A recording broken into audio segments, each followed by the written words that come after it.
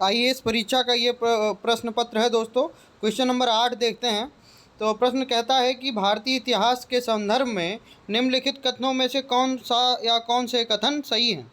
पहला कथन है कि हैदराबाद राज्य से आरकोट की निजामत का उदय हुआ। बिल्कुल सही कथन है दोस्तों। ये हैदराबाद राज्य के से ही आरकोट की निजामत का उदय हुआ था। और अगला कथन है कि विजयनगर साम्राज्य से मैसूर राज्य का उदय हुआ।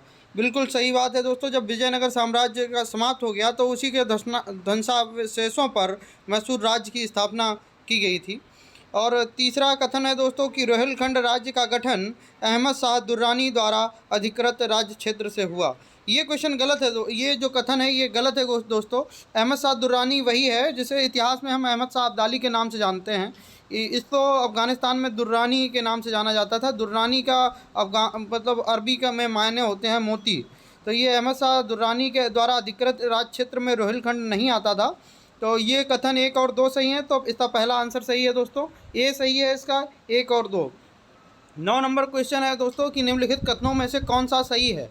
अजंता गुफाएं बाघोरा नदी के घाटी में स्थित हैं। बिल्कुल सही है दोस्तों कि अजंता की जो गुफाएं हैं वो बाघोरा नदी घाटी में स्थित हैं।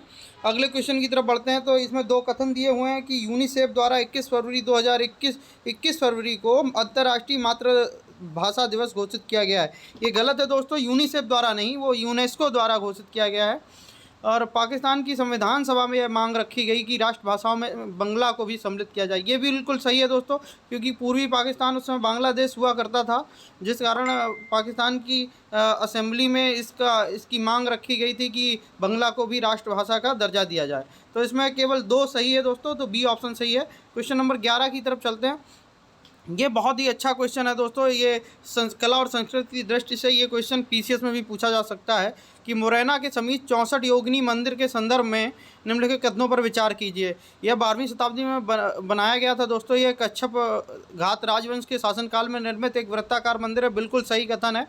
यह भारत में निर्मित एकमात्र वृत्ताकार मंदिर है। ये गलत है दोस्तों। भारत में बहुत सारे मंदिर वृत्ताकार नमूने में बनाए गए हैं, तो ये गलत है। इसका उद्देश्य इस क्षेत्र में वैष्णव पूजा पद्धति को प्रोत्साहित करना है। ये गलत है दोस्तों। ये वैष्णव नहीं, शैव धर्म को, शैव पूजा पद्धति के पर आधारित है।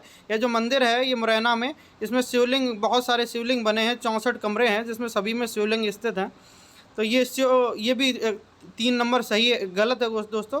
इसके डिजाइन से यह है लोकप्रिय धारणा बनी कि ये भारतीय संसद भवन के लिए प्रेरणा स्रोत रहा था। बिल्कुल सही है दोस्तों। इसका कथन 1 और 4 सही है, तो ये ऑप्शन सी सही होगा। इसका सी सही है।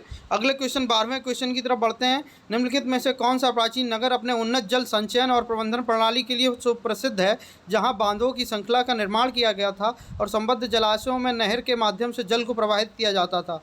ये धौलावीरा सही है दोस्तों। ए नंबर बिल्कुल सही है, धौलावीरा। इसका आंसर है धौलावीरा। धन्यवाद दोस्तों।